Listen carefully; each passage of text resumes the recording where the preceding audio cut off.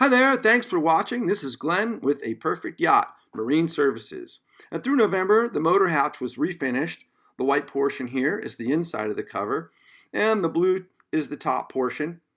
Also, there is a latch that actually holds the hatch closed, along with gas shocks that help assist and lift it into position.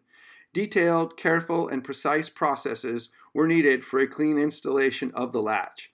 Careful routing, forming, and fabrication were needed for the installation to make the latch work properly and look nice when it is in the open position. Also, through part of November was, of course, the floorboards. And those floorboards need to be carefully cut and epoxy coated and protected from water and moisture intrusion. You can see there is a nice stainless latch that was installed, and special attention was used to make sure a cooler would fit in this area. Later on in November, installation of radio cutouts and USB cutouts in the glove box area, along with the speakers for the sound system. That's a recap for November. I hope everybody's doing great today. Give me a call for your yacht repair needs. Thanks again. From A Perfect Yacht, Captain Glenn, signing out.